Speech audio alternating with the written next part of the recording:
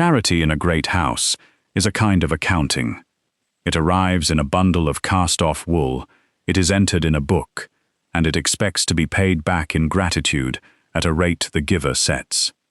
When the parish put a 19-year-old orphan on the Duke of Ravensmoor's doorstep as a scullery girl, the housekeeper priced her at £4 a year and a bed in the cellar passage. The Duke was in London, and the Duke was famously not a charitable man. Nobody thought to ask what she could do. She had spent 6 years mending nets on a coast that killed men for a living, and her hands could do a thing that not one person in that house could do. Ravensmoor Court stood 8 miles inland from a coast that had taken 400 men in living memory, and it was built out of the same grey stone as the cliffs, in a long defensive block with narrow windows set deep. The wind came at it off the sea without anything in the way. Ilse Brandt came up the drive on foot in October with a bundle under her arm and salt still in the hem of her skirt. She was 19. Her father had gone down with the Marigold off Scarrow Point when she was 13. Her mother had followed of a fever the winter after, and the 6 years between had been spent in a net loft at a farthing an hour, with her fingers cut to ribbons by tarred twine. The parish overseer had walked her the last 3 miles himself. To be certain she went in. Mrs. Ledger received her in the flagged passage outside the kitchens. She was 58, dressed in black bombazine, and she carried the keys on a ring at her waist, as other women carry a purse. £4 the year, your keep, and 1 gown at Whitsun, she said. You will scour, you will carry coal, and you will not go above the green baize door. Have you references? No, ma'am. Have you anything at all? Ilse looked at the woman's face, and then, because it was the truth, and the truth was cheaper than a lie, she turned her palms over and held them out. They were brown across the backs, and white with old scar across the pads, and the first 2 fingers of each hand were flattened at the tips from 6 years of pulling twine through mesh. I have nothing to offer but my hands, ma'am. Mrs. Ledger looked at them for rather longer than she meant to. Then they had better be quick, she said. They put her in a bed in the cellar passage, 6 feet from the ash bins, where the wall wept in wet weather. There was no fire, and no window, and no lock. The other girls were not unkind to her. They were simply relieved that someone had arrived who ranked lower. On her 3rd morning, she was set to scour the flags outside the still room, and she found the reason she had been sent for, though nobody had thought to name it. 11 days earlier, in the great salon, a length of tapestry 40 feet long had been taken off the wall for the plasterers and put back wrong. It was the only one of its kind in the county, 300 years old, wool and silk on a linen warp, and somebody had folded it across the weft and left a chair leg standing on the fold overnight. It had opened a tier 4 feet long through a hunting scene, and the whole of the lower border had begun to pull away from its own selvage, which meant that every day it hung there, it tore a little further under its own weight. The London men had sent word that they could come in April, and that the price would be 200 guineas, and that they could promise nothing. Nobody had told Ilse any of this. She heard it from a footman while she was on her knees with a brush, and she stopped scrubbing.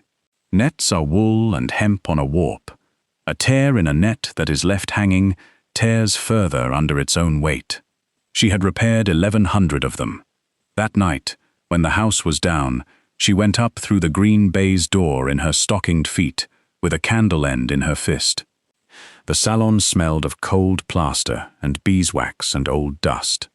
She held the light up under the tapestry and stood there for the better part of an hour without touching it, reading the way the threads ran and the way the weight was pulling, the way she had once read a net by lamplight in a loft.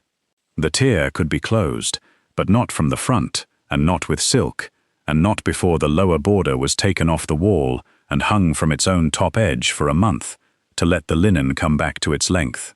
She counted, and worked out that she would need 11 weeks. She did not touch it. She blew out the candle, and went back down to the cellar passage, and in the morning she scoured the flags and carried coal, and she said nothing to anybody, because a scullery girl who offers an opinion on a 300-year-old tapestry is a scullery girl who is turned out on the road with £4 owing. Corvin Alderberg, 6th Duke of Ravensmoor, came home from London in the second week of November without sending word ahead. He was 34, built heavy through the shoulders, and he came in wet to the skin, having ridden the last 9 miles rather than sit in the carriage. He had inherited 18 months earlier, when his father went off a cliff road in a fog, and he had spent the 18 months discovering that the estate was a beautiful shell with nothing behind it. There was a scar through his right eyebrow and into the hairline. There was a hand that did not close entirely, the 2 outer fingers curled and stiff, from a rope that had run out through it at speed on a deck in the Baltic, when he was 22, and a 3rd son with no expectations and a berth on a timber brig. He did not talk about the years at sea. The county had decided they were a disgrace, and he had let the county keep the opinion. He came into the great salon at 11 at night with a lamp because he could not sleep, and he found a girl in a coarse gown standing in front of his tapestry with a candle end and her hands held behind her back. Ilse went absolutely still. Then she turned round and stood with her arms at her sides. "I am not stealing, Your Grace." "No," he said, "you are looking." He set the lamp down on a table and came closer, walking without hurry. "Everybody in this house walks past that thing with their eyes on the floor. You have been standing there for a quarter of an hour. I have been watching from the door. It is tearing further, Your Grace. Tonight, while we stand here." Corvin's head came round. "Say that again!" "The bottom border has come away from its own edge, so all the weight of 40 feet of it is hanging on the wool of the hunting scene, and wool creeps. It does not hold. Every hour it hangs like that, the tier opens further along the same line, and by April there will not be a tier to close. There will be 2 halves. The London men said April. Then the London men have not looked at it, Your Grace, or they have looked at it and decided that 200 guineas is worth more to them than the tapestry is." She heard herself say it and closed her mouth. "Beg pardon. I am the scullery." Corvin Alderberg looked at her for a long moment. Then he did a thing that nobody in that house had done since she came up the drive. He pulled a chair away from the wall, set it under the lamp, and sat down on it himself so that he was not standing over her. "Sit on the other one," he said, "and tell me what you would do." "I cannot sit in the salon, Your Grace." "You can do as you are told. That is the whole of a duke's use." So she sat on the edge of a gilt chair, with her knees together and her hands in her lap, and told him that it must come off the wall this week, that it must hang from its top edge, free, in a dry room with no fire in it, for 4 weeks or 5, to let the linen warp come back, that the tear must be closed from the reverse onto a backing of new linen with wool, not silk, because silk was stronger than what was around it, and strong thread cuts weak cloth, that it would take 11 weeks, and it would not be invisible, and it would hold for another 100 years. "And who does it?" Corvin said. "Somebody with hands," Ilse said. "It is nets, Your Grace. It is only nets with better wool." He turned his own right hand over on his knee, the 2 curled fingers, and looked at it, and then he looked at hers. "I have nothing to offer but my hands," she said, before he could ask what she wanted for it. "They are all I brought." Corvin Alderberg reached out and took both of them, turned them palm up in his own, and looked at the flattened fingertips and the white scarring across the pads. He did it the way a man reads a chart. "Then you have offered me the only thing in this house that is worth anything," he said. "Mrs. Ledger will find you a room with a window and a lock on the door. You will be paid what the London men were going to be paid, and you will start on Thursday." Mrs. Ledger did not oppose it out loud. She simply arranged that the room with the window was the coldest in the East Range, that the coal did not arrive, and that Ilse's dinner was carried up on a tray at whatever hour was most inconvenient. Ilse slept in her cloak and said nothing, and at 6 each morning she was in the long gallery where the tapestry now hung free from a beam, working from the reverse with a fisherman's needle and a bobbin of wool she had spun herself off an estate fleece, because what was in the sewing room was too fine to be any use. And in the second week, she began to find the other thing. A tapestry hung on a wall for 80 years, takes the shape of what is behind it, and this one had been damp along 9 feet of its length, and the damp had a line to it. Ilse had spent 6 years reading water. She followed the line to the wall, and behind the tapestry, the plaster was blown in a soft grey bloom, and behind the plaster, the stone was wet, and the wet came down inside the wall from a lead valley gutter in the roof above the staterooms that had split at a seam. Nobody had seen it, because the tapestry had been over it since before anybody living was born. She wrote it down, badly, because her writing was a fishing village school's writing, and she took it to the study. Corvin read it twice. Prine's roof account has £400 in it for the stateroom leads, 2 years running. Then it is in somebody's pocket, Your Grace, because there is no lead in that gutter but what was put there in your grandfather's time, and it is split for 11 feet. He stood up. Show me. They went up through the roof space together with 2 lanterns, and he went first on the ladders because his leg was sound, even if his hand was not. And when they came down at 2 in the morning, they were both filthy, and neither of them had said anything for 20 minutes that was not about lead. Mr. Prine was dismissed on the Monday. The gutter was cut out and replaced in 10 days by 2 men from the harbour who worked in oilskins in the sleet, and the bill came to £61. Winter closed on the house. Corvin took to coming into the long gallery in the evenings, and he did not talk, and she did not stop working. He would sit down on a plain chair he had carried up himself, and set his hand flat on his knee, and watch the needle go through the linen from the back, over and over, and the room was so quiet, you could hear the wool draw. Sometimes he brought the estate books, and read them there, instead of in the study. Once she looked up and found him asleep. In January, she said, without looking up, "Your hand does not close. No. The 2 outer ones, a rope, a hawser, off Riga. I was 22, and a 3rd son, and nothing, and it ran out through my fist at about 9 knots. He flexed it. Every man in this county thinks those years were a disgrace. I let them think it. It is easier than the truth, which is that they were the only 9 years of my life in which anybody wanted me for what I could do." Ilse put the needle down.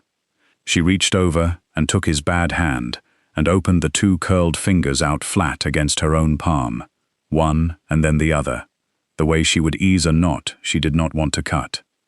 "Wool creeps," she said. "It does not hold under a strain that never lets up, but you can put a backing behind it. That is all a mend is.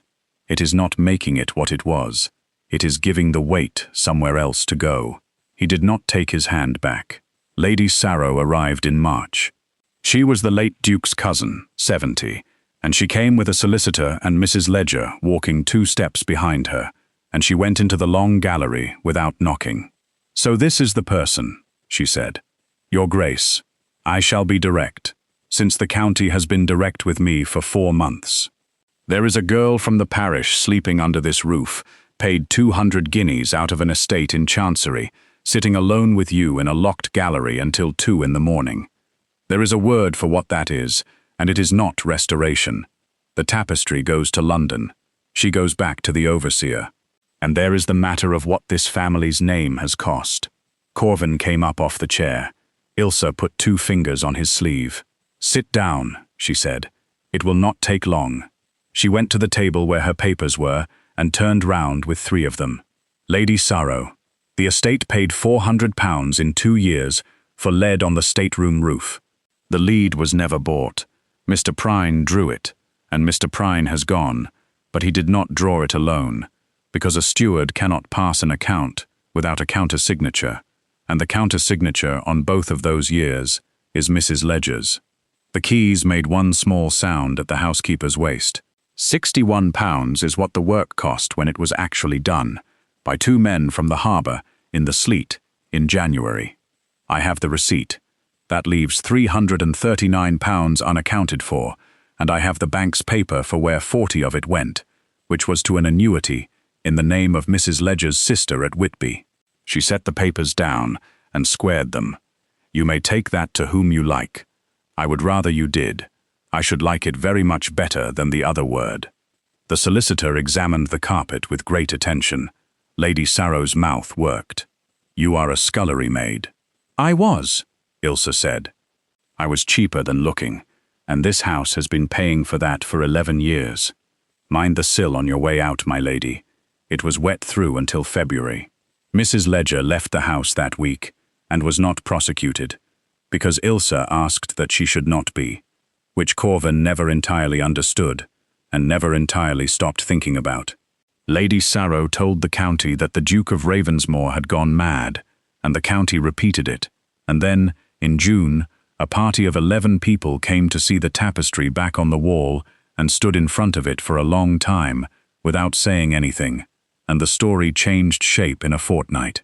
It was said afterwards that his Duchess had found a hole in the roof of Ravensmoor with her fingertips, and that a wise man did not present an account at that house twice. The mend took 11 weeks and 4 days.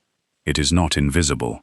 If you stand close and know where to look, you can see where the new wool crosses the old, along 4 feet of a hunting scene, slightly darker, running clean and even. It will hold for 100 years, he asked her in the gallery, on the evening they hung it, with the light going orange down the length of the room. He did not kneel, because the words would have been about him then, and not about her. I have nothing to offer you, he said, except a house that leaks, a title in chancery, and a hand that does not close. Then we are matched, Ilse said, because I have nothing but my hands. You said that in October. It was true in October. It was the largest lie I have ever been told, Corvin said, and he took both of them again, palm up, the way he had the first time, and this time he did not let go. She named her conditions, because she found she wanted to be asked for something practical. That the 2 harbour men be kept on the estate year-round, since roofs do not wait for spring. That the wool for repairs come off the estate's own fleeces and be spun in the house, and that nobody, ever, be paid £4 a year again to be cheaper than looking. 4 years on, the East Range chimneys drew properly, and the stateroom leads were sound, and there was a room off the long gallery, with 3 girls in it, from the harbour villages, learning to draw a fisherman's needle through linen from the reverse, because a thing that takes 11 weeks and 1 pair of hands is a thing that dies with the hands. Mrs. Ledger lived at Whitby on £40 a year and told a version of the story in which she had been shamefully used. Lady Sarrow did not visit. Ilse found she could bear it. On a fine evening in September, she stood at the end of the gallery with her sleeves to the elbow and a bobbin of her own wool in her apron pocket, looking at the place where the new crossed the old. Corvin came in behind her and put his bad right hand flat over her scarred left one on the sill, the 2 curled fingers and the 2 flattened ones, and neither of them said anything at all, because there was nothing that wanted saying. Charity in a great house is an accounting. It turns out that the only thing it never thinks to enter in the book is what a person can actually do. If Ilse's quiet, stubborn refusal to be priced by that house got you, you know what to do. Hit that like button and send this one to somebody who believes the most useful person in the room is usually the one nobody asked. Subscribe and ring the bell so you never miss another of these long historical dramas, and tell me down in the comments, what was the moment you knew she had already won? Was it the palms, the chair he pulled out, or the gutter? I will see you in the next one.